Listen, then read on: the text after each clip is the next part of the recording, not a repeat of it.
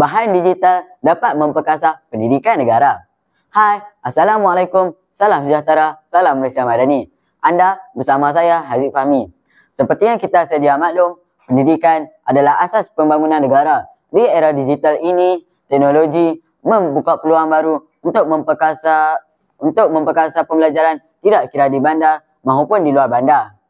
Jom bersama dengan saya untuk kita temu bual dengan beberapa warga sekolah ini tentang pendidikan digital. Jom. Faiz. Ya, Boleh tak saya nak tanya awak satu soalan? boleh.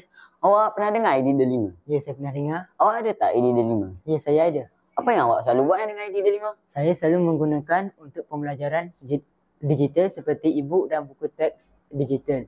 Dan permainan interaktif seperti Kahoot, Minecraft dan lain-lain. Selain itu, saya juga menggunakan untuk merekod nilam dengan menggunakan sistem AINS.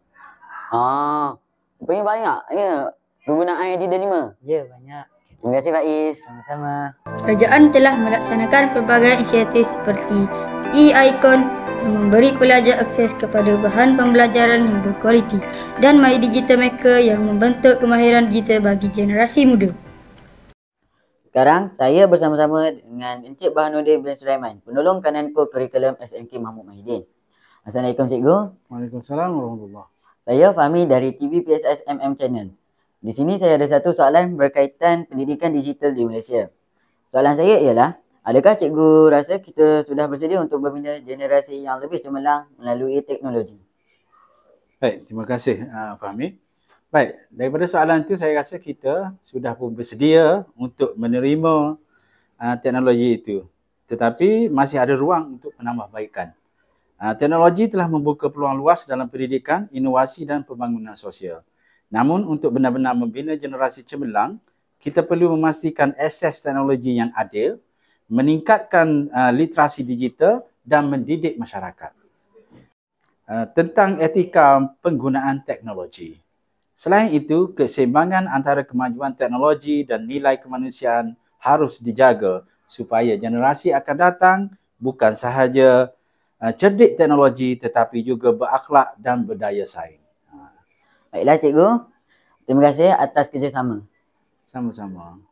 Teknologi membantu mengatasi cabaran tradisional dalam pendidikan, termasuk kekurangan bahan dan memudahkan pembelajaran jarak jauh serta berinteraksi secara langsung dengan tenaga pengajar dan rakan-rakan pelajar. Bersama-sama dengan saya ialah pengetua SMK Mahmud Mahidin, Dr. Hajah Nik Osmin binti Yaakob. Assalamualaikum Puan. Waalaikumsalam. Saya Fahmi dari TV PSS MM Channel. Di sini saya ada satu soalan berkaitan dengan pendidikan digital di Malaysia. Soalan saya ialah, apakah cabaran sebenarnya untuk kita melaksanakan digitalisasi dalam pendidikan masa kini? Okey, terima kasih Fahmi. Cabaran utama dalam melaksanakan digitalisasi dalam pendidikan ialah antaranya kekurangan infrastruktur teknologi yang mencukupi, terutamanya di kawasan luar bandar. Selain itu, masih ada jurang kemahiran digital dalam kalangan guru dan pelajar yang menghalang penggunaan teknologi secara efektif.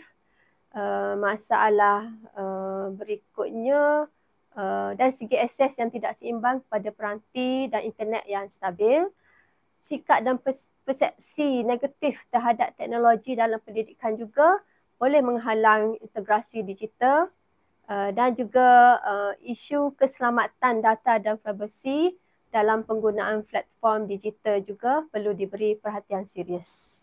Baiklah, terima kasih Puan Pengetua. Okay, sama-sama. Dengan kolaboratif antara pihak kerajaan, pihak pendidikan dan pihak komuniti, kita boleh memastikan bahawa pendidikan digital bukan sahaja mengubah masa depan individu, malahan juga ia dapat mengubah masa depan negara. Marilah kita sama-sama menggunakan bahan-bahan teknologi untuk mendidik, memperkasa dan memajukan negara kita.